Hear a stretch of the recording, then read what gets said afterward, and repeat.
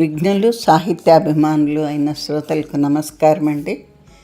మీ అందరికీ భ్రమరవాసిని 16వ భాగం నాకు స్వాగతం పలుకుతున్నాను.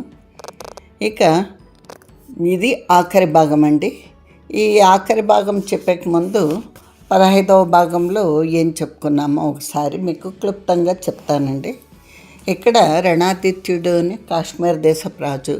ఈయన చోళ దేశపు రాకుమార్తె అయిన రణరంభను, కులుత దేశపు రాకుమార్తె అయిన అమృతప్రభను వివాహం చేసుకున్నాడు. అతనికి కొన్ని సందేహాలు ఉన్నాయి. ఆ సందేహాలను రణరంభ అతనికి కళల ద్వారా తీర్చింది. ఆయనకు రోజు కళలు వస్తున్నాయి. కళలో అతను ఒక జీవితాన్ని గమనించాడు. ఆ వ్యక్తి ఎవరు అని అడిగాడు. తర్వాత అది తన పూర్వజన్మ వృత్తాంతమని ధృవీకరించుకున్నాడు. పూర్వజన్మ వృత్తాంతంలో తాను చేసిన కొన్ని తప్పులు సర్దిద్దుకోవాలని భావించాడు. దానికి ముందస్తుగా జైత్రయాత్రను ప్రణాళిక సిద్ధం చేసుకున్నాడు. జైత్రయాత్రకు అతను జైత్రయాత్ర చేసుకుంటూ మాళవ దేశంలోకి వచ్చాడు. అతని పూర్వజన్మలో మాళవ దేశంలోని లావాణకము అనే గ్రామవాసి. అతను తన పూర్వజన్మ జ్ఞాపకాలన్నింటినీ తెచ్చుకొనేసి ఉదయనపురి అనే ఊరిలో నగరంలో తనకు పరిచయమైన ఒక స్నేహితుడి కుటుంబము, ఆ కుటుంబంలోని స్నేహితుడి భార్య గురించి వాకప్ చేశాడు. ఆమెకు తగినంత సహాయం చేశాడు. అలాగే ఆ ఊరిలో అతన్ని మోసం చేసి అతని దగ్గర ధనం సంపాదించిన 2 స్త్రీలు నాట్యగత్తెలు, వారిని కలిసి వారి మోసం వల్ల తాను కోల్పోయిన ధనాన్ని ఎలాగైతే మధుసూదనుడు జూదంలో మళ్ళీ సంపాదించాడో ఆ ధనమును అతను మళ్ళీ ఆ నాట్యగతులకి ఇచ్చి చెప్పాడు, మధుసూదనుడిని మీరు మోసం చేసి డబ్బు సంపాదించారు, అతడు మళ్ళీ మిమ్మల్ని మోసం చేసి మీ దగ్గర డబ్బు సంపాదించాడు, ఈ డబ్బు అతను ఇవ్వమన్నాడు, ఇస్తున్నాను, కానీ ఈ సంగతి ఎవరికి చెప్పరాదు మీరు అని చెప్పి వారికి ఆ డబ్బులు ఇచ్చాడు. ఇది పోయిన వారము 15వ భాగంలో చెప్పిన కథ అండి. తర్వాత ఇతను లావాణక గ్రామవాసి అని చెప్పుకున్నాం కదా. మరి లావాణక గ్రామంలో తన తల్లిని వదిలేసి వెళ్ళాడు కదా అక్క దగ్గర. ఆ అక్క ఏమైనది, తల్లి ఏమైనది, వారి కథలు ఏమి. ఇప్పుడు అతనికి రణాదిత్యునికి 25 సంవత్సరములు. అంతకుముందు 3 ఏళ్ళు, తను పుట్టకముందు 3 ఏళ్ల క్రితం అతను మరణించాడు. కాబట్టి మొత్తం 28 ఏళ్ళు. ఈ 28 ఏళ్లలో లావణక గ్రామంలో ఏం జరిగింది అని కనుక్కోవడానికి అతడు తన భార్యలతో సహా లావణక గ్రామానికి వెళ్ళాడు. అక్కడ ఏం జరిగిందో చూద్దాం. ఇంకా ఆలస్యం చేయకోకుండా 16వ భాగంలోకి వెళ్ళిపోతాం. కథను చెప్పుకుందాం. రణాదిత్యుడు లావణక గ్రామంకు వెళ్ళాను. 10 ఏనుగులు, 40-50 గుర్రములు, 1000 మంది పదాతులు, 2 రాణులు, కొన్ని వందల మంది పరిచారికలతో, శాలివర్ధనుని అధికారులతో, కొలది మాళవ దేశపు సైన్యంతో రణాదిత్యుడు వెడలి వచ్చుచుండగా ఆ కాశ్మీర దేశాధిపతి ఎచ్చటికి పోచున్నాడు ఎవరికీ తెలియదు. ఆ సైన్యాధిపతి 2 దినములు ప్రయాణం చేశాను. మార్గోపదేష్ట రణాదిత్యుడే. సైన్యమునకు ముందు రణాదిత్యుడు అధిరోహించిన హౌదా కట్టిన ఏనుగు నడుచుచుండెను. ప్రయాణం ఎక్కువ భాగము ప్రాతకాలంలో యందు, చల్లబడిన తర్వాత సాయంకాలంలో యందు, కొంత పొద్దుపోయేడు వరకు జరుగును. ఎండవేళల యందు ప్రయాణం చేయరు. మాళవ రాజాధికారులు వెంట నుండిరి. ఒక తటాకం ఉండి కెలన పెద్ద పల్లెటూరు ఉన్నచో, పెద్ద రైతుల సావడులున్నచో అచ్చట విడియుదురు. ఊరిలోని 2-3 పెద్ద భవనములు రాజకుటుంబం ఉండుటకు నిర్జనంగా చేయబడును. వాళ్ళలో నివసించేవారు వెళ్ళిపోవలేను. 1 దినము మరి 2 దినములు ఏనుగులు వృక్షముల కింద ఉండును. వారి ఎడ్ల చావుడులలో గుర్రములను కట్టివేయుదురు. రణాదిత్యుడు లావాణకం చేరు వరకు ఇట్టి 3 విడుదలైనవి. 4వది లావాణకం. రణాదిత్యుడు ఇట్లనెను, ఈ ఊర్లో పెద్ద రైతులు లేరు, పెద్ద భవనములు లేవు. ఉన్నది ఒకటే భవనం. ఆ సంసారి ఎప్పుడో చితికిపోయినాడు. మనము గ్రామం బయటనే పటకుటీరంలో వేసుకుని ఉండవలేను అంటే డేరాలు వేశారు. పటకుటీరంలో ఏర్పాటైనవి. రాజు ఒక బ్రాహ్మణుని పిలిపించి అతనితో ఇలా అన్నాడు, ఈ ఊరిలో పశుపతి అని గొప్ప గృహస్థుండేవాడు. అది ఇంచుమించుగా 40 ఏండ్ల కిందటి మాట.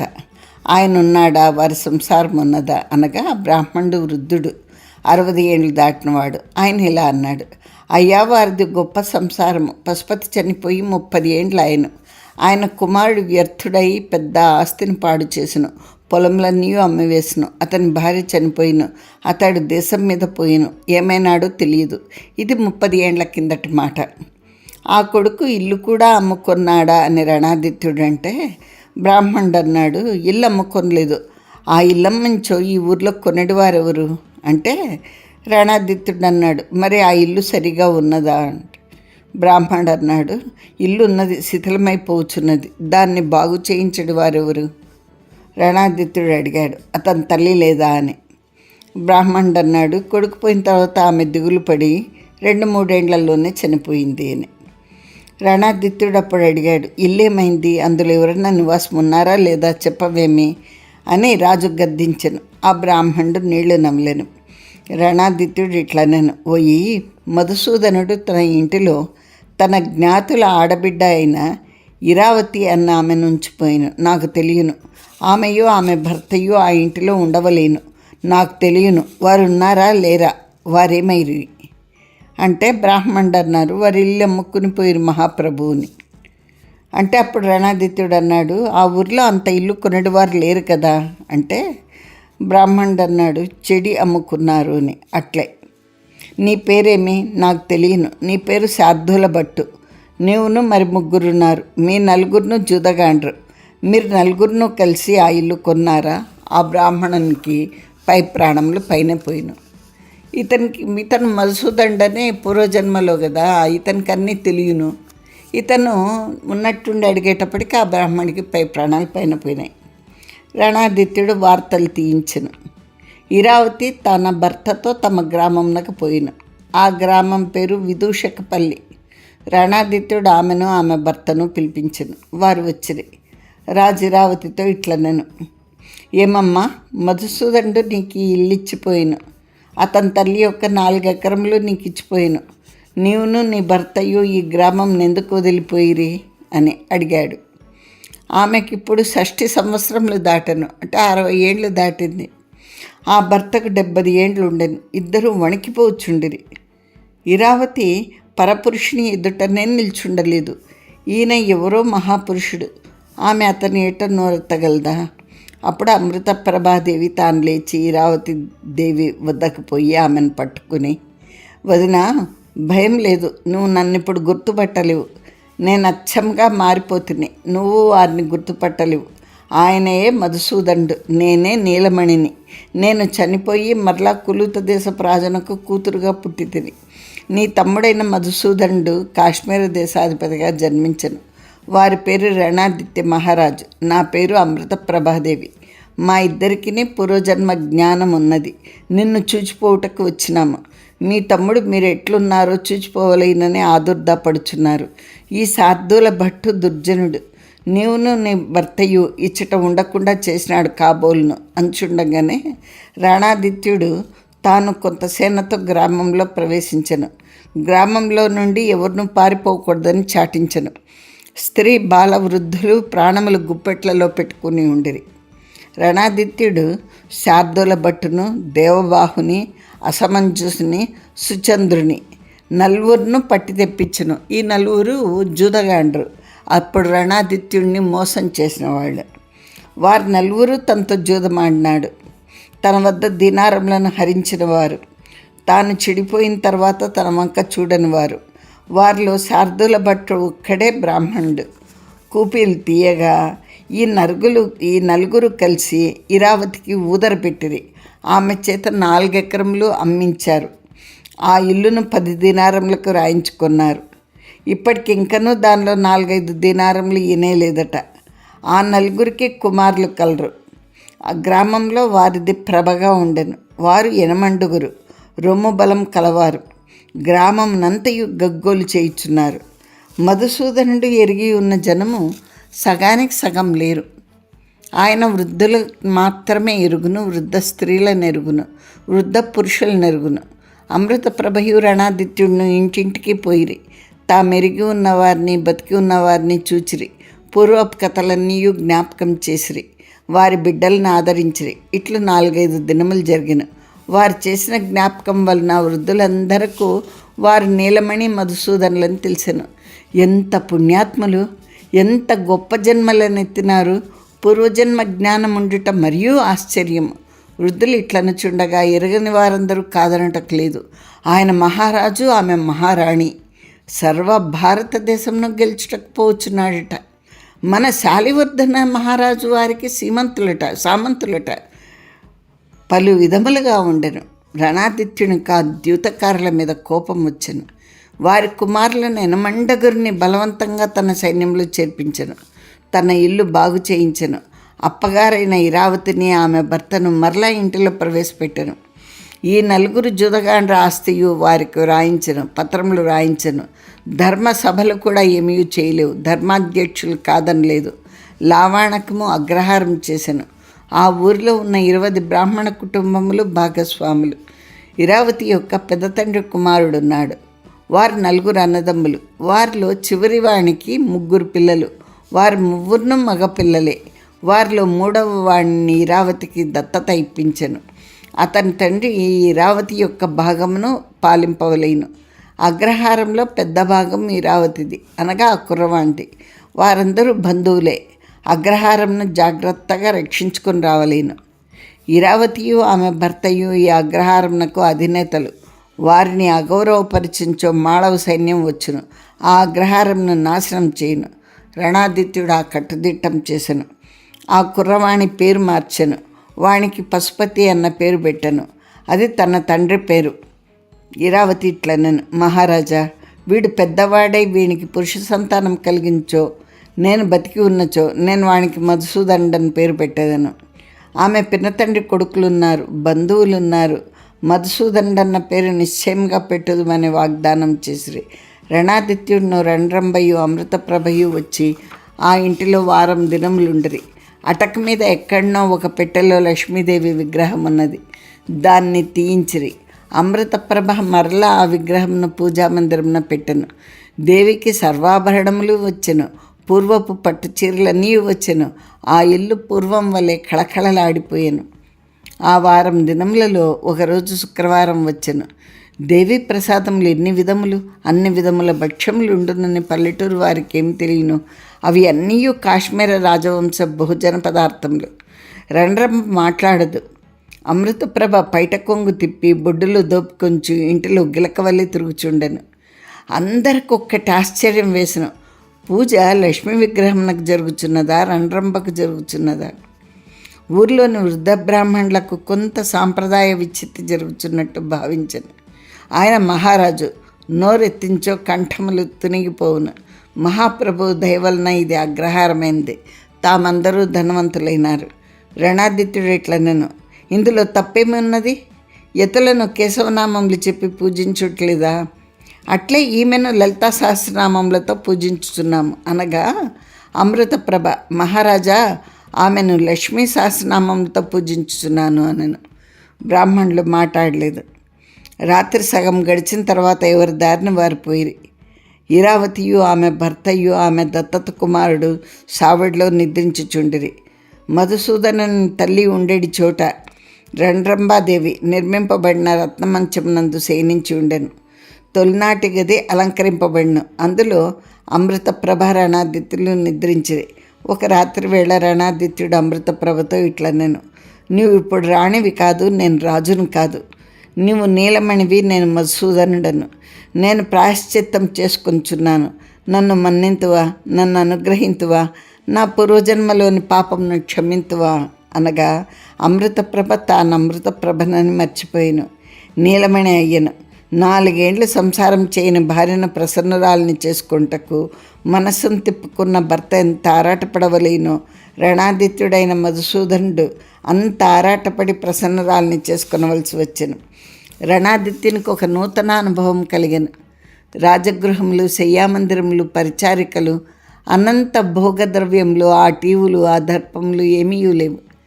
భార్య యొక్క పల్లెటూరి బాలిక, తానొక సామాన్య సంసారి కుమారుడు. వారి ప్రథమ సమాగమము భార్యాభర్తలిద్దరూ పొందిరి. ఇద్దరును తమ మరుజన్మలే అనుకున్రి. అమృతప్రభ తన భర్తను 8 నెలల నుండి ఎరుగును, ఇప్పుడు ఎరుగదు. ఏమి విచిత్రమైన ప్రథమ సమాగమ సౌఖ్యము! ఆ మన్మథుడు ఎంత ముగ్ధుడు, ఎంత పల్లెటూరు వాడు! అంతటి లబ్ధి ఉండునని రణాదిత్యుడు ఎరగడు, అమృతప్రభయు ఎరగదు. వారిని పూర్వజన్మలోని జీవలక్షణంలో ఆవేశించినవి. ఇద్దరిను తెల్లవారి మేల్కాంచిరి. పొద్దెక్కింది. రణరంభ వచ్చి వారిని మేల్కొల్పింది. ప్రథమ జాగ్రత్త నిమేషంలో ఎందు తల్లి పిలుచుచున్నదని రణాదిత్యుడు అనుకొనెను. అత్తగారు పిలుచుచున్నదని అమృతప్రభ అనుకొనెను. వెంటనే స్మృతి వచ్చెను. బయటికి వచ్చిరి. అమృతప్రభ అక్కగారికి నమస్కారం చేసెను. రాజు సిగ్గుబడి స్నానాది క్రియలకు పోయెను. మర్నాడు రాజు లవాణక గ్రామంను వదిలిపోవును. ఆనాడు ఇరావతిని పిలిచి రణాదిత్యుడు ఇట్లనెను, అక్క, మేము రేపు వెడలిపోవచ్చున్నాము.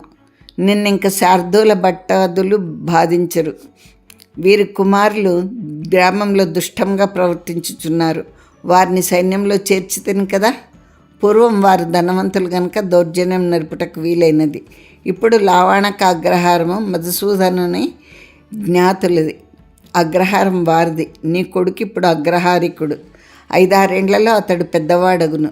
ఈ నలుగురిని ఈ ఊరిలో ఉండనీయను. వారిని నేను నా వెంట తీసుకొని పోవచ్చున్నాను. నలుగురిను 4 దేశములలో వదిలిపెట్టేదను. అది ఏమో కానీ అప్ప, నాకు జన్మ మారింది. నేను ఇప్పుడు మహారాజును, నీ మరదలు మహారాజ్ఞి. భగవంతుడు నీ ఆకార విశేషంలో ఏమి భద్రపరచనో తెలియదు కానీ నేటికి నీ ముఖం చూచించో నాలో ఉన్న సోదరభావమంతయు వెలికి వచ్చుచున్నదమ్మా. ఆ ఇరావతి నవ్వెను. రణాదిత్యుడు సకుటుంబంగా తన ఇంటికి వచ్చినప్పటి నుండి అతడు రాజు అనిపించట్లేదు. నీలమణి రాజు కూతురు అనిపించట్లేదు. ఆ అమాయకురాలు ఆ ఇల్లు తనదని, తమ్ముడు మరదలు వచ్చిరని, వారు రేపు వెళుచున్నారు కనుక వారికి బట్టలు పెట్టవలేనని నూతన వస్త్రములు తెప్పించను. అవి మంచి వస్త్రంలే, ధనవంతులు తాల్చేడివే. మహారాజులు మహారాణులు ధరించేడివి కావు. ఆమెను గౌరవించుటకు వారిద్దరూ ఆ వస్త్రములను తాల్చిరి. ఇరావతి రణరంభకు చీర పెట్టలేదు. ఆ ఊరిలో పొలిమేర మీద ఒక చిన్న చెట్టు ఉన్నది. ఆ చెట్టు పేరు ఎవ్వరికీ తెలియదు. ఇరావతికి తెలియను. ఎవడో లంబాడి జాతి వంటి వాడు పూర్వం ఎప్పుడో రాగా ఈమె వాణిని యాదృచ్ఛికంగా ఆ చెట్టు పేరు అడిగాను. వాడు దాని పేరు కదంబ వృక్షమని చెప్పాను. ఈమె వినను. శుక్రవార వ్రతములు జరుగుచున్నప్పుడు, లలితా పూజలు చేయించున్నప్పుడు కదంబ వనవాసిని అయిన మహా, కదంబ కుసుమప్రియ అయిన మహా అన్న మాటలు విన్నప్పుడల్లా ఇరావతికి ఈ చెట్టు జ్ఞాపకం వచ్చేది. ఆ చెట్టు మొలిచిన స్థలము బీడు. ఎవరినూ దున్నలేదు. చెట్టు చెదిరిపోలేదు. వారు మరి ఒక అర్ధయామంలో వెళ్ళిపోదురు. ఇరావతి ఇప్పుడే వస్తునని చెట్టుకో వెళ్ళాను. తాను వచ్చే వరకు తమ్ముని మరదల్ని వెళ్ళవద్దని చెప్పాను. 60 ఏండ్ల పండు ముత్తైదువ. ఆ గ్రామంలో ఆమె సౌశల్యం నెరగని వారెవరు?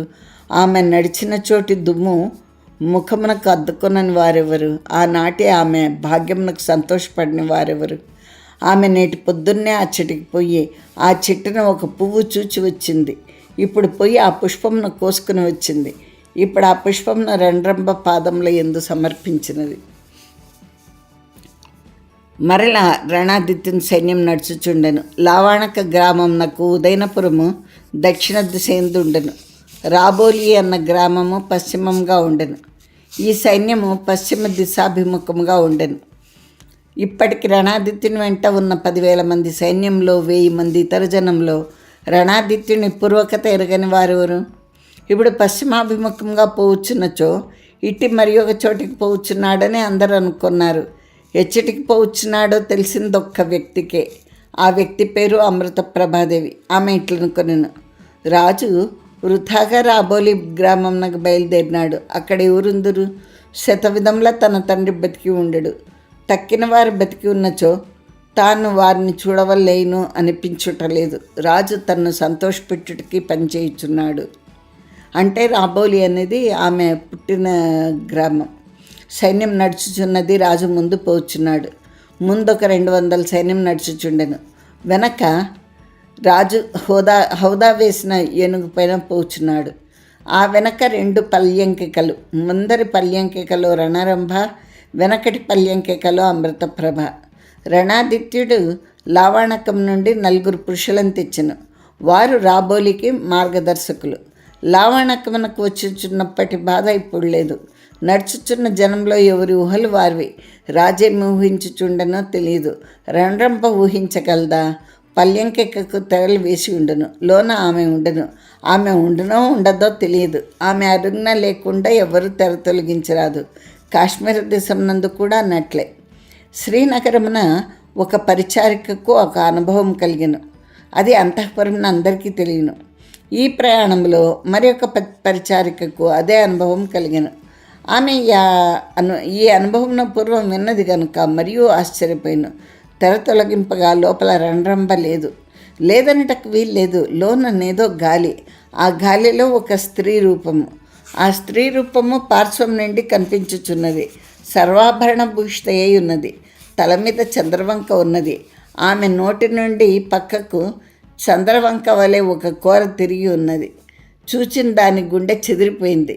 నిజంగానైనచో ఆ పరిచారిక కెవ్వున కేకబెట్టి నేల మీద మూర్ఛపడి ఉండవలేను.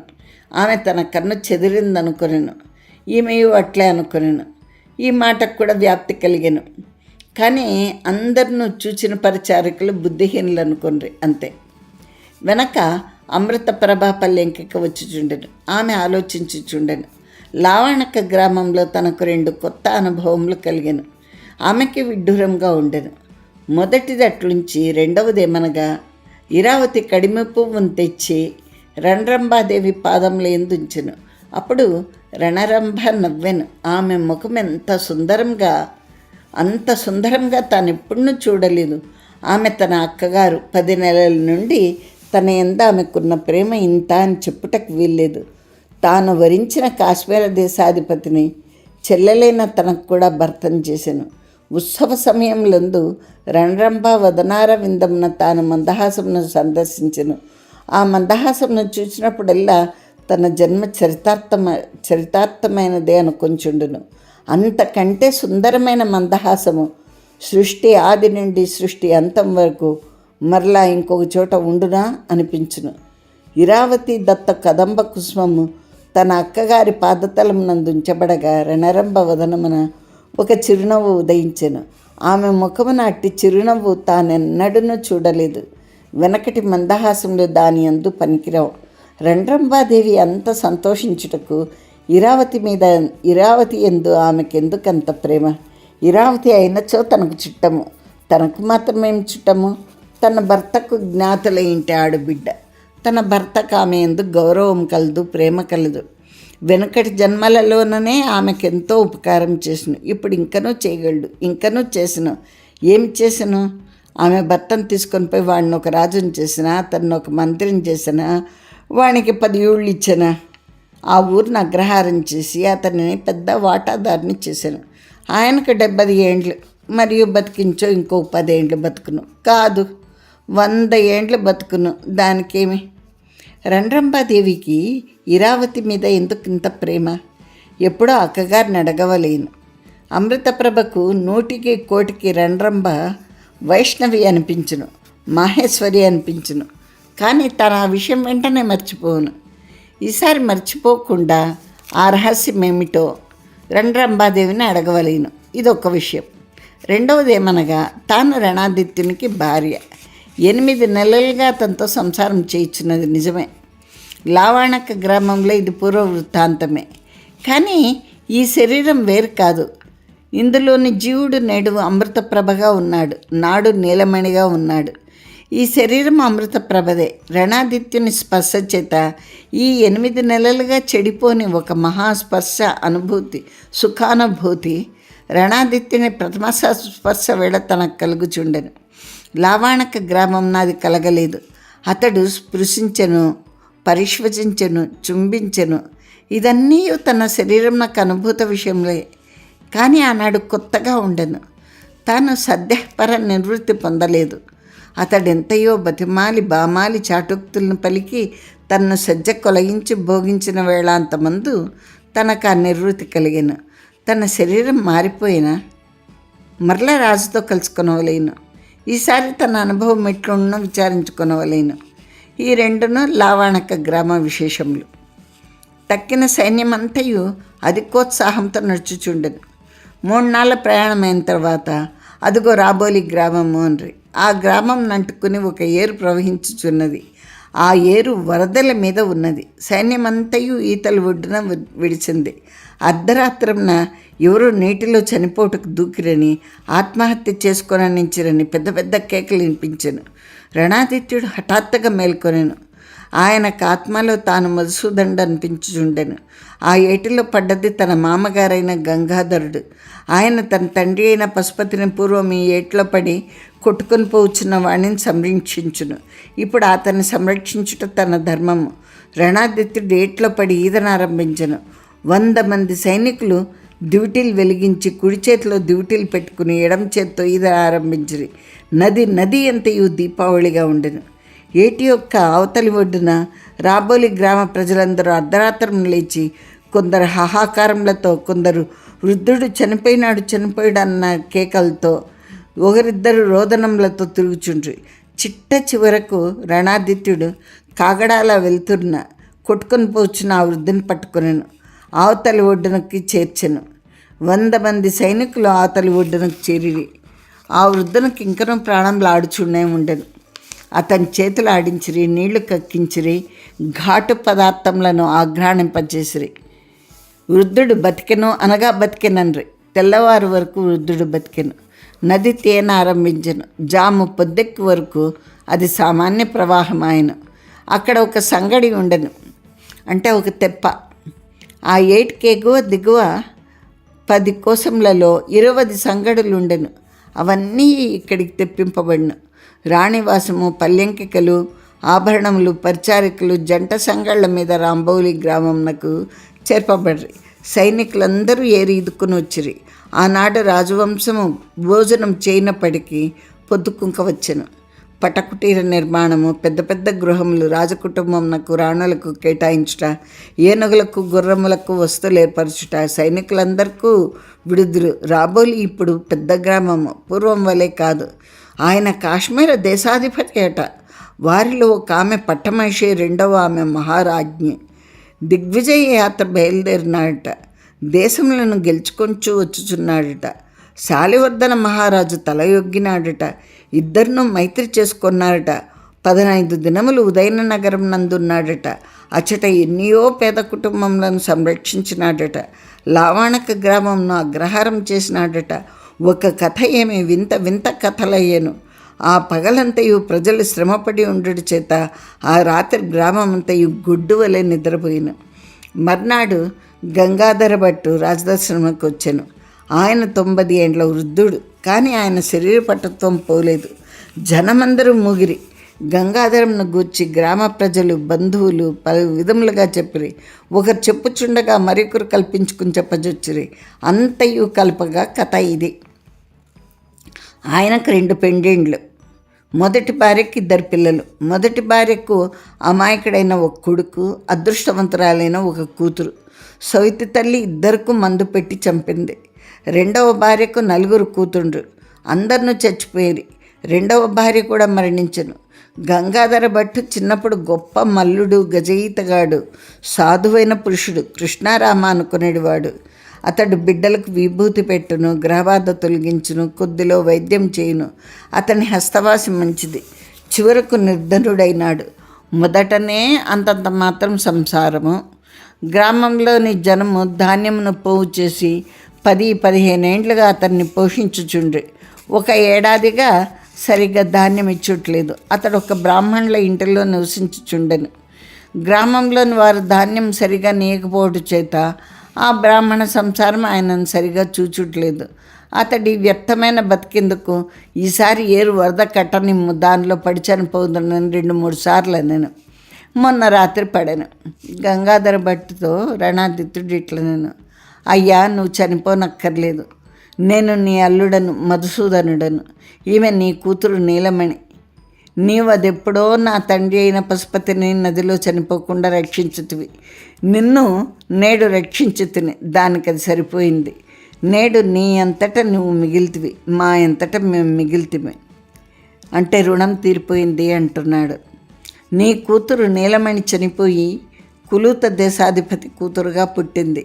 నీ అల్లుడు మధుసూదనుడు చనిపోయి కాశ్మీర దేశాధిపతి అయిన రణాదిత్యుడను నేనుగా పుట్టి తిని.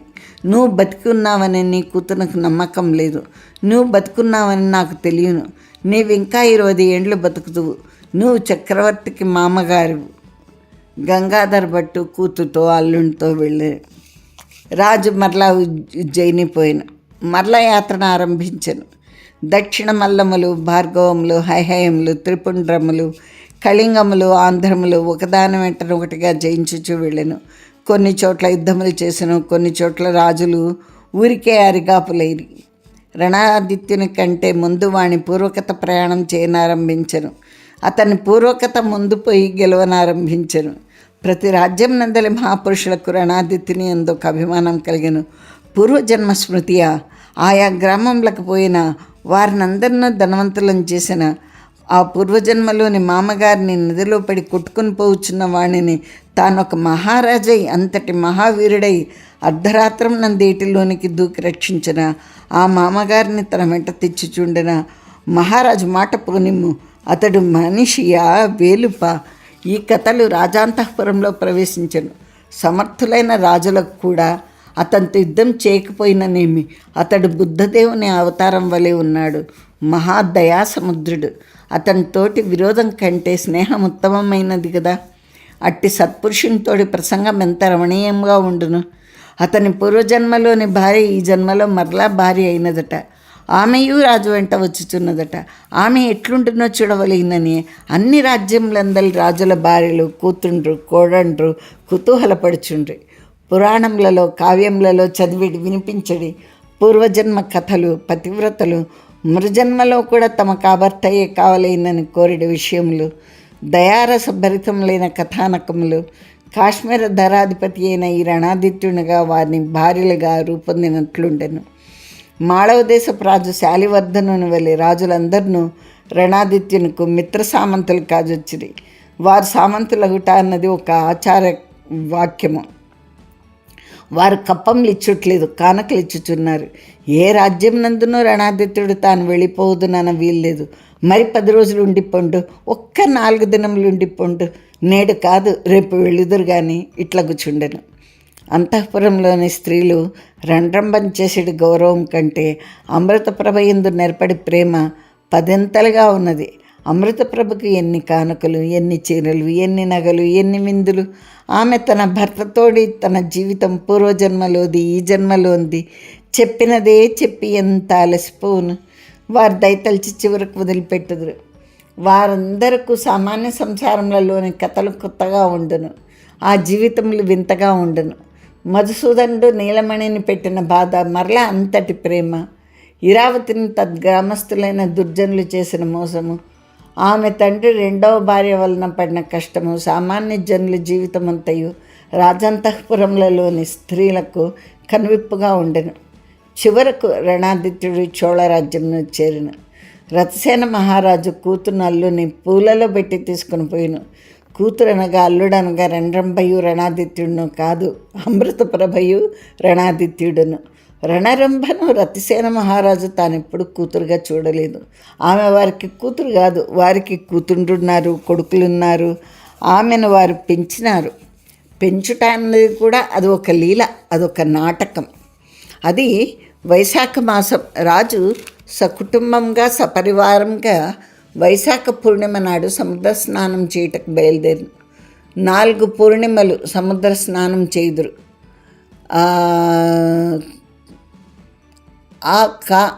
వై అంటే మాఘమాసము, వైశాఖ మాసము, ఆషాఢ మాసము, కార్తీక పూర్ణిమ. ఆషాఢ పూర్ణిమ, కార్తీక పూర్ణిమ, మాఘ పూర్ణిమ, వైశాఖ పూర్ణిమ. వైశాఖం నందు ఎండలు కాచుచుండును. సముద్ర తీరం అంతయు ఎండి ఉండును. ప్రయాణం సులభం.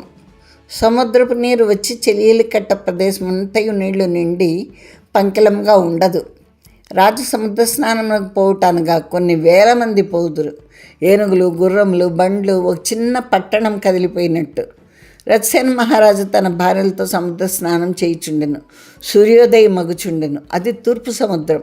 సూర్యుని యొక్క అరుణకిరణములు సముద్ర తరంగముల మీద వ్యాపించి ఎరుపు నలుపు అన్నీలు కలిసి సముద్ర జలమంతయు గగనలక్ష్మి ధరించిన కలనేత చీర వలె ఉండెను.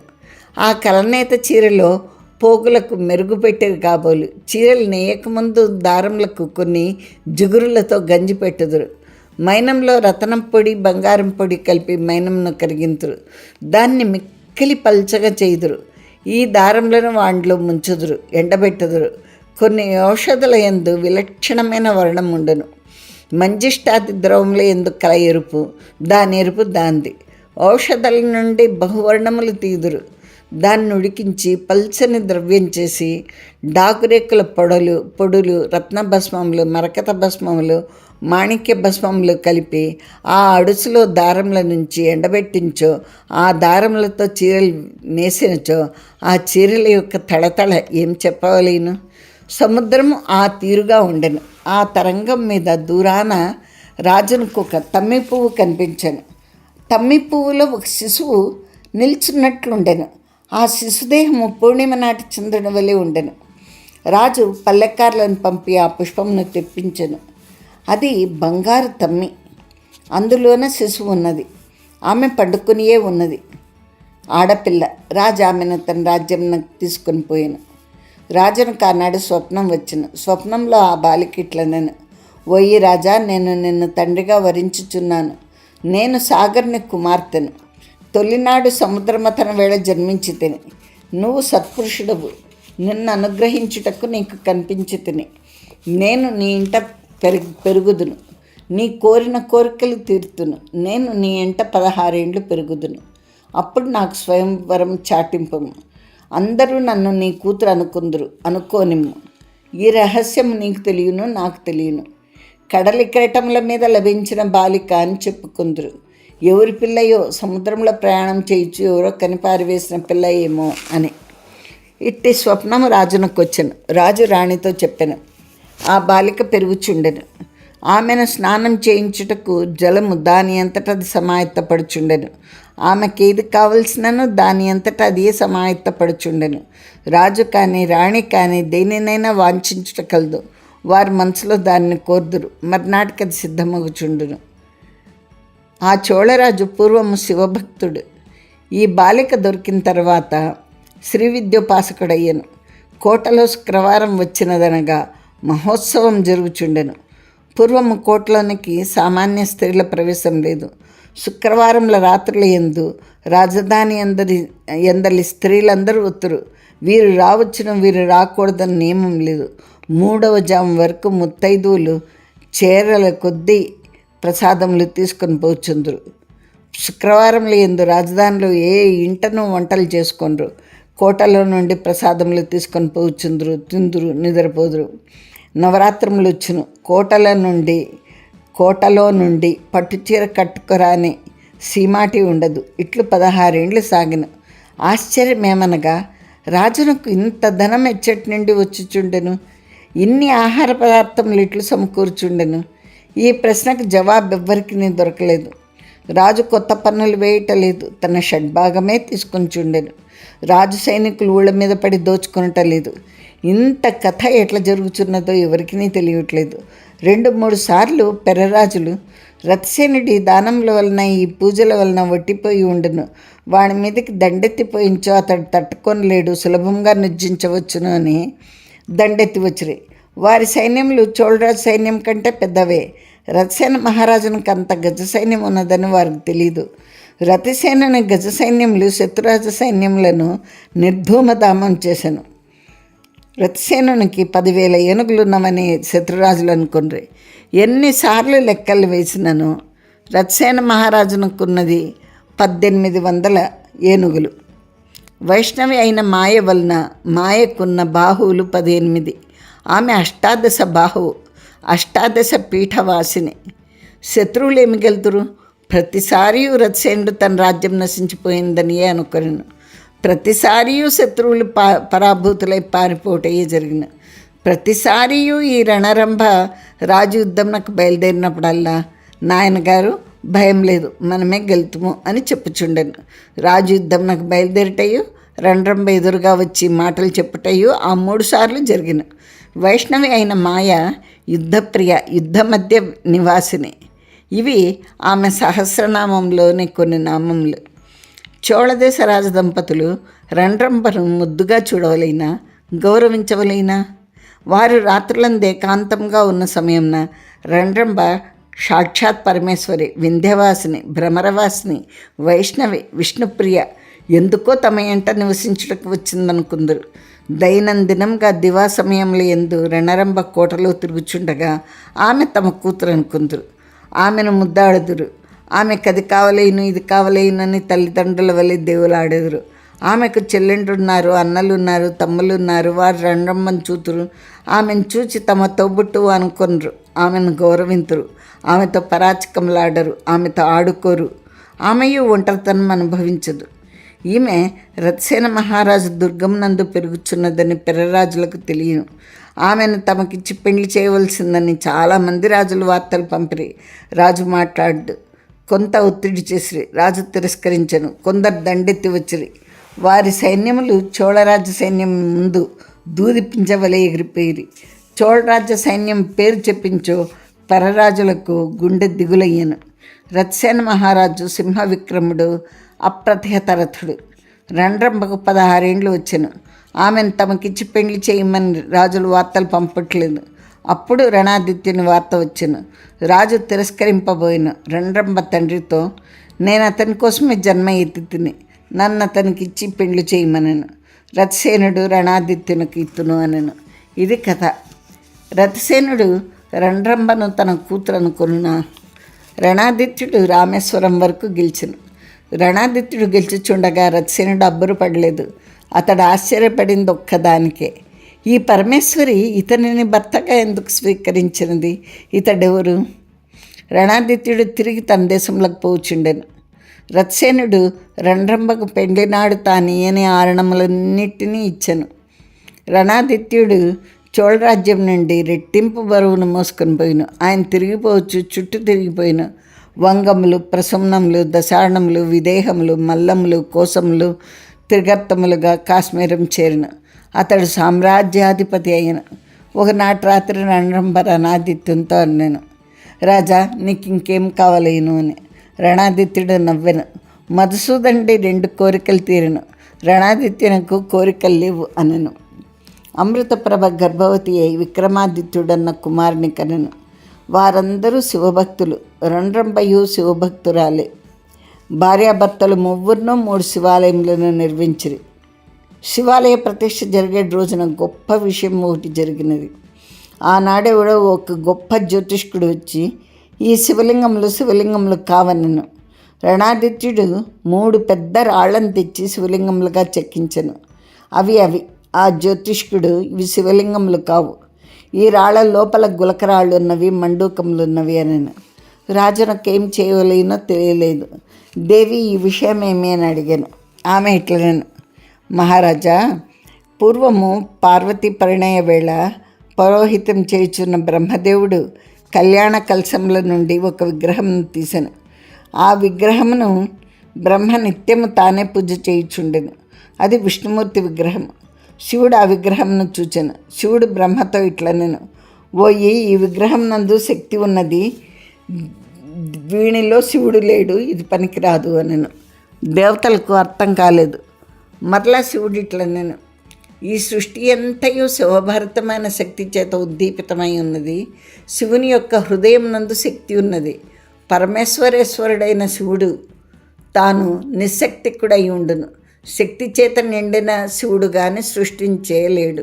శివుని చేత నిండి ఉండని శక్తి సృష్టిని నడపలేదు. శక్తి ఆకారం మాత్రం నిచ్చును. ఆమె శక్తి శివప్రేరితం కాని శక్తి కదలలేదు, మెదల్లేదు. శివభరితమైనప్పుడే శక్తి అగును అని పరమేశ్వరుడైన శివుడు తన వివాహ సమయం నందు దైత్య, దానవ, యక్ష, రాక్షస భుజంగాదుల చేత తనకీయబడిన కానుకలనన్నింటినీ పోగు చేసి ఒక మహాశివలింగమును నిర్మించను.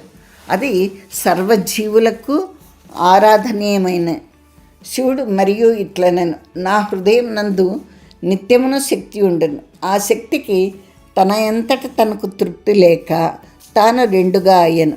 సగము పురుషాకృతి, సగము స్త్రీగా. స్త్రీ పార్వతి అయి, పురుషుడు విష్ణువు అయి నా హృదయమందు ఉండిరి. విష్ణువు శక్తిలో సగము. విష్ణువు పురుషాకృతి అయిన శక్తి. వారిద్దరి సంయోగం చేతగానే సృష్టి సాగదు. పురుషాకృతి అయిన విష్ణువునందు శివ చైతన్యము సంపూర్ణముగా ఉండును. పార్వతి యందు శక్తి నిండి ఉండును. అస్మన్ మహాతేజం చేత నిండి ఉన్న నా హృదయం నందు నెలకొన్న భగవంతుడైన విష్ణువును నేను సమారాధించుచుందును. తర్వాత బ్రహ్మచేత కళ్యాణ ఘట్టం నుండి తీయబడిన విష్ణుమూర్తిని, శివుని చేత అప్పుడు నిర్మింపబడిన శివలింగమును, తర్వాత దేవతల అధీనం నందున్న వాణిని రావణాసురుడు దేవతలను నిర్జించి ఎత్తుకొని పోయిను. రావణుడు తాను బతికి ఉన్నన్నాళ్ళును ఆ శివలింగమును విష్ణుమూర్తిని పూజ చేయుచుండెను. అతడు శక్తిని శక్తిగా పూజ చేయక విష్ణువుగా పూజ చేసెను. అతడు శివభక్తుడు, శక్తి ఉపాసకుడు. ఆ శక్తి విష్ణు రూపం.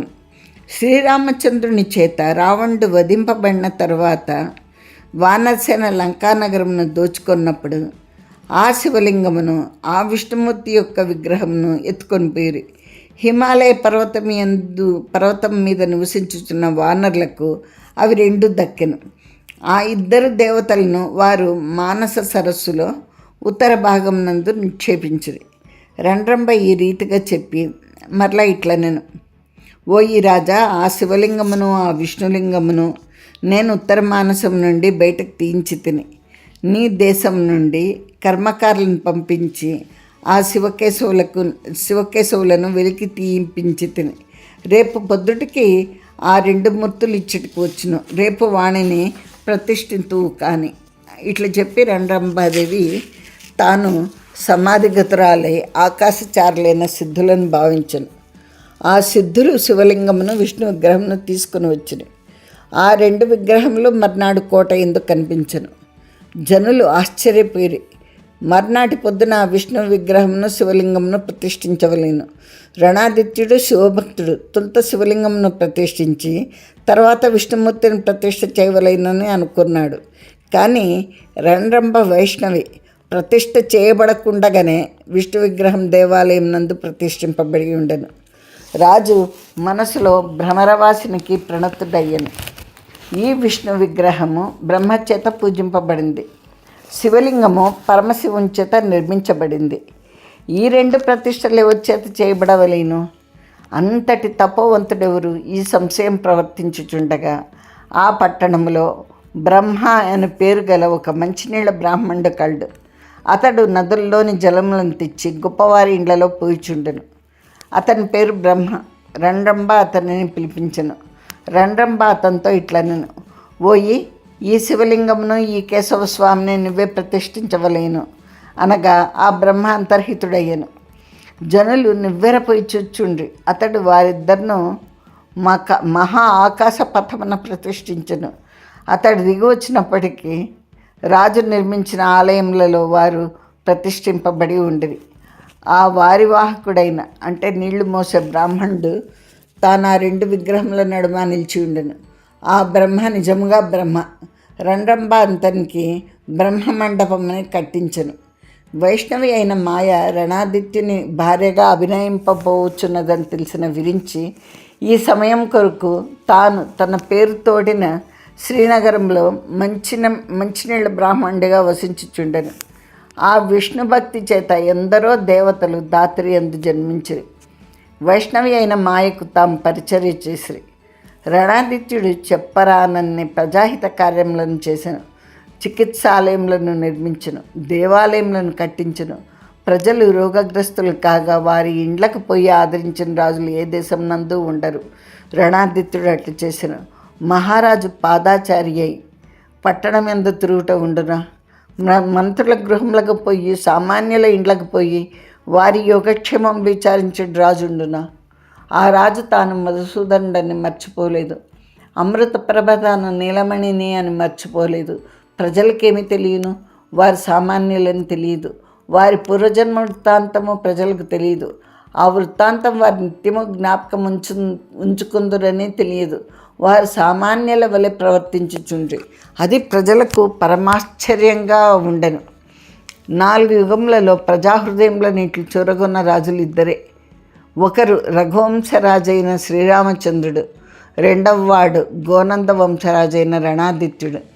శ్రీరామచంద్ర రణాదిత్యులకు మరొక సామ్యం కలదు. రణరంభ రణాదిత్యుని యందు మిక్కిలి ప్రేమ కలిగి ఉండెను. అతడు తన్ను దేవత వలె పూజించును, భార్యను వలె ప్రేమించును. ఆ రాజ్యంను పాలించినది రణాదిత్యుడే రణరంభయ అన్నట్లుండెను. ఆమె ఒకసారి రణాదిత్యునితో ఇట్లనగా అతడు సమాధానం చెప్పాను, మహాదేవి, నేను గెలిచిన యుద్ధంలో నేను గెలిచితినా, నువ్వు గెలిపించితివా అని. ఒకప్పుడు అమృతప్రభ తాను గర్వపడెను. రణరంభాదేవి తన భర్తకు ఆమెకు సంబంధం లేదు, ఉండుట అసంభవం. రణాదిత్యునికి రణరంభ శరీరస్పర్శ కలిగినచో రణాదిత్యుని శరీరం దగ్ధమైపోవును. రణరంభ గురించి సంవత్సరముల మీద విచారించను, కులూతములందు విచారించను, చోళదేశం నందు విచారించను.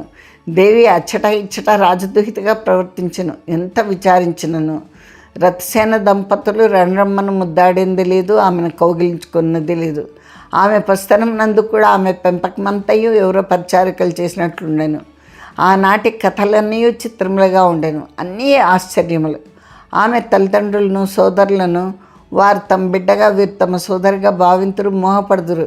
విచారించే సమయంలో ఎందు వారికి జ్ఞానోదయం కలుగును. అంతలో మర్చిపోదురు, మరల బంధుతో నిలుపుకుందురు. రణరంభను స్పృశించో దగ్ధమగినది రణాదిత్యుడు ఒక్కడే కాదు, చోళ కులుత రాజ్యములందరి సర్వబంధువులను రణరంభ తమ బిడ్డయని బంధువని తాకినది లేదు. ఇట్లుగా అమృతప్రభ తన భర్త తనొక్కతినే ఎరుగును. రామచంద్రుడు ఏకపత్ని వ్రతుడు, తన భర్త ఏకపత్ని వ్రతుడు. ఏకపత్ని వ్రతుడైన భర్తను పొందిన మహాభాగ్యము జనకరాజు దుహిత అయిన సీతకే కలదు, తనకే కలదు. ఈ గర్వము కొంచెముగా అమృతప్రభకు ఉదయించెను. ఇది ఇట్లుండగా రణాదిత్యుని హృదయం ఎట్లున్నది?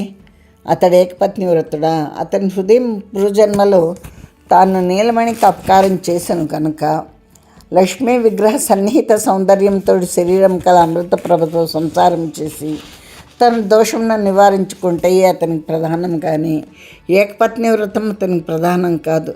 అతనికి ఇంకేమీ ప్రధానం కాదు. అతడు ఒక యోగి. దేవి రాజ్యం ఇచ్చినది, రాజ్యం చేయించున్నాడు. దేవి నీలమణిని అమృతప్రభగా ఇచ్చింది, అమృతప్రభతో సంసారం చేయించున్నాడు. అమృతప్రభ గర్భంన కుమారుని ప్రసాదించింది, సంతోషించినాడు. తల్లి రేపొద్దున తన ప్రాణములు తీను, పోని మరికొన్ని భోగములు కల్పించును. రాని రణరంభ రణాదిత్యునకు హాటకేశ్వర మంత్రము ఉపదేశించను. ఆ మంత్రం సిద్ధించుటకు బహునియమంలో అవలంబించవలేను. ఇష్టికలు అంటే ఇటుకలతో హోమకుండములను నిర్మించి హోమములు చేయవలేను. నందిశిల అన్న ప్రదేశం నందు రణాదిత్యుడి హోమములను నియమములను పాలించెను. ఎన్నో సంవత్సరంలో ఆ వ్రతమును చేసెను. ఆ వ్రతకాలమందు రణాదిత్యుడు బ్రహ్మానందమూర్తి అయి తిరుగుచుండెను. అతడికి తాను కాశ్మీరాధిపతినని లేదు, రణరంభ భక్తుడనని లేదు, అమృతప్రభ భర్తనని లేదు. అతనికి మంత్రసిద్ధి కలిగాను. అతడు రణరంభని అడిగాను, దేవి, నీ దయవలన నాకు ఈ మంత్రసిద్ధి కలిగాను, దీని ప్రయోజనమేమి అని. ఆమె ఇట్లా నేను, మహారాజా, నువ్వు చంద్రభాగా నదిలో స్నానం చేయము, నదీ జలము నీకు మార్గం ఇచ్చును. పాతాళం నముచి అన్న రాక్షసుడు ఉన్నాడు, అతని గుహకు నీకు మార్గం కనిపించును. అచ్చడికి నీకు రాకపోకలు ఏర్పడును. దైత్య దానవ యక్ష రాక్షస స్త్రీలుందురు, వారందరూ నీకు వసలగుదురు. ఓయి, ఎంత సిద్ధుడైనను జీవుని యందు జీవత్వం ఉన్నంత వరకు స్త్రీగత చిత్తవృత్తి ఉండును. నారదుని వంటి దేవర్షికే అది పోలేదు. మహర్షులను మహేంద్రుడు వేల్పు కన్యలతో వంచెను. వారు మనస్సులను గెలుతురే కానీ జీవుడని తోడనే అందున్న స్త్రీవాంఛను గెలవలేరు. గెలుతురు, దానిని చంపలేరు. చంపుట ఎట్లా సాధ్యమగును? పరమశివుని యొక్క హృదయం నందున్న సృష్టి శక్తి విష్ణువుగా పార్వతిగా మారిందనగా ఆ రెండు శక్తులు మిళితమై ఉన్నవని అర్థం కదా. రణాదిత్యుడు చంద్రభాగా నదిలో నుండి సముచి గుహ ప్రవేశించి పాతాళలోకమునకు పోయి బహు దైత్య దానవ నాగ యక్ష స్త్రీలతో భోగించుచు స్త్రీనగం నందలి బహుజనములను కోరిక కలవారిని భయం లేని వారిని పాతాళలోకమునకు తీసుకొని పోయిన శ్రీరామచంద్రునితో రణాదిత్యునకు ఇది రెండవ సామ్యము. శ్రీరామచంద్రుడు తన అనుయాయులైన వానరులకు మరియు ఇతరులకు దైత్య దానవ యక్ష రాక్షస భుజంగ కన్యా భోగత్వమును ప్రసాదించును. అట్లే రణాదిత్యుడు తన ప్రజలకు ఈ మహాభోగమును ప్రసాదించును. అమృత ప్రభ యొక్క గర్వం తీరిపోయిను. అమృత ప్రభ వృద్ధురాలయ్యను. తన కొడుకైన విక్రమాదిత్యుడు రాజ్యం చేయుచుండగా తాను సుఖపడుచుండెను. రణాదిత్యుడు పాతాళలోకం నందు వసించుచుండెను. రణరంభ ఎచ్చటికి పోయినదో ఎవరికి తెలియదు. ఆమె శ్వేతద్వీపంనకు వెళ్ళిపోయిను. భక్తులను ప్రసాదించుటకు వింధ్య పర్వత మహాగుహాంతరాళముల యందు భ్రమరవాసినిగా ఉండెను. అప్పటికి రాజు పూర్తిగా పాతాళవాసి కాలేదు. రణరంభాదేవి శ్వేతద్వీపంనకు పోలేదు. అమృత ప్రభకు యవనం పారిపోచుండెను. కామవాంఛ భావమాత్రంగా ఉండెను. కానీ శరీర సన్నికృష్టత్వమును తగ్గించుకొనెను. తాను ముసలిదైపోవచ్చున్నది. చూచుటకు రణరంభ పాలిపోని యవనం కలదిగా కనిపించుచున్నది. ఆమె పరమేశ్వరి అని నిశ్చయమైనది. ఒకనాడు అమృత ప్రభ ఆమెతో ఇట్లా నేను అక్క అని పిలుచుటకు వీల్లేదు. నేను రుద్రాలు నగుచుంటిని, నువ్వు ఒకటలేదు. నువ్వు మహాదేవివని నాకు తెలియను. నాకు ఒక్క సందేహం ఉన్నది. నేను 40 ఏండ్లు నేను నెరుగుదును, నీ మందహాసం నెరుగుదును. ఆ మందహాసం నందు నిత్యం రమించుచూనే ఉంటుంది. కానీ దేవి, లావాణక గ్రామం నందు ఇరావతి నీ పాదదేశం నందు కదంబ కుష్మం నుంచగా నవ్వితివి. ఆ నీ మందహాసం నందలి చారిమ నేను తత్పరమెరగను, తత్పూర్వం నందు ఎరుగను. దాని రహస్యం నాకు చెప్పుము అనగా దేవి అమృత ప్రభేందు దయగలిగి ఆ నవ్వు నవ్వెను. ఏమండి, ఈనాటికి ఇక్కడితో ఈ నవల ముగిసిందండి. ఈ భ్రమరవాసిని నవలలో మనకు స్పష్టమైనది ఏమి, మొత్తానికి వైష్ణవీదేవి, ఆమెయే లక్ష్మీదేవి, ఆమెయే భ్రమరవాసిని, ఆమె శ్వేతద్వీప నివాసిని, ఆమె సాగర కన్య, సాగరుని కూతురు. ఆమె కోరి అనుగ్రహించి రథసేన మహారాజుకు కూతురుగా వచ్చింది. అతని రాజ్యంను 16 ఏళ్ళు రక్షించింది. తర్వాత ఆమె తన కోరిక మీదుగానే రణాదిత్యుడిని వివాహం చేసుకున్నది. రణాదిత్యునికి పేరుకి ఇల్లాలుగా అయింది. ఆయనకు హటకేశ్వర మంత్రంను ఉపదేశించింది. ఆయనకు సిద్ధి పొందింది. ఆయన నాగలోకమునకు వెళ్ళి హాయిగా అక్కడ అందరితో సుఖించాడు. పాతాళలోకమునకు వెళ్ళి ఇలాగా ఈ కథ అంతా సాగుతుంది. ఒక కథనం ప్రకారము ఈ రణాదిత్యుడే మళ్ళా తిరిగి లలితాదిత్యుడు అన్న రాజుగా వచ్చి మళ్ళా కాశ్మీర దేశంను మళ్ళీ ఏలినాడు అని కూడా అంటారు. ఇది అండి. పోతే ఈ భ్రమరవాసిని నవల అయితే ఇంతటితో ముగిసింది. ఇంకా ఈ 6 నవలలు అంటే యశోవతి, పాతిపెట్టిన నాణ్యాలు, మిహిరకుళ్ళు, సంజీవకరణి, కవలలు, ఈ భ్రమరవాసిని, ఈ 6 నవలలు మీకు సమీక్షలాగా చేద్దాము అనుకుంటున్నాను. అది వచ్చే వారం, వీలైతే వచ్చే వారం ఈ చైత్రమాసం ముగిసేలోక మీకు ఒక సమీక్షలాగా చేసి వినిపిస్తాను. ఇంతకు ముందుగా చెప్పినట్టు కూడా ఈ నవలలు రాయడం వెనక ఆయన ఉద్దేశము ఆ చరిత్ర కాలంను నిరూపించడమే. ఇది రాజతరంగిణి, కల్హండు రాసిన రాజతరంగిణికి అనుకూలంగా ఆయన భావాలతో ఏకీభవిస్తూ, తర్వాత అదే కాకుండా చరిత్రకారులైన శ్రీ కోట వెంకటాచలం గారు రాసిన చరిత్ర పుస్తకముల ఆధారంగా కూడా ఈ నవలలు రచించారు విశ్వనాథ వారు. ఆయన తాపత్రయం అంతా ఒకటే. పాశ్చాత్యులు మన చరిత్రను తప్పులు తడకలు చేసి పెట్టారు, మన అసలు చరిత్ర మనకు తెలియాలి అని. మనకు కాశ్మీర్ దేశ చరిత్ర చాలా తక్కువ భాగం తెలుసు. అందుకనేసి ఆయన ఈ కాశ్మీర్ దేశ చరిత్రను 6 నవలలుగా రాశారు. సరే అండి, ఈ 6 నవలలు మీకు వినిపించడం అయిపోయింది. వీటి మీద కొంచెం సమీక్ష చేసి తర్వాత మనము నేపాళ రాజవంశగాథలు మొదలు పెట్టుకుందాము. సరేనా అండి? మరి మీకందరికీ ఈ నా కథనం నచ్చితే మీరు ఫ్రెండ్స్తో షేర్ చేసుకోండి, లైక్ చేయండి, సబ్స్క్రైబ్ చేయకుండా ఊరికే వింటుంటారు కదా కొంతమంది. సబ్స్క్రైబ్ చేయండి, సబ్స్క్రిప్షన్స్ పెంచండి, నన్ను ఆశీర్వదించండి. మీకు ఇంకా విశ్వనాథ వారివి మంచి మంచి కథలు మీకు పరిచయం చేస్తాను. సరేనా అండి? ఉండనా మరి? మళ్ళీ మీకు వచ్చే వారం కానీ ఒక వారం 10 రోజుల్లో మిమ్మల్ని మళ్ళీ కలుస్తాను. అంతవరకు సెలవా మరి? ఉండనా మరి? Bye bye.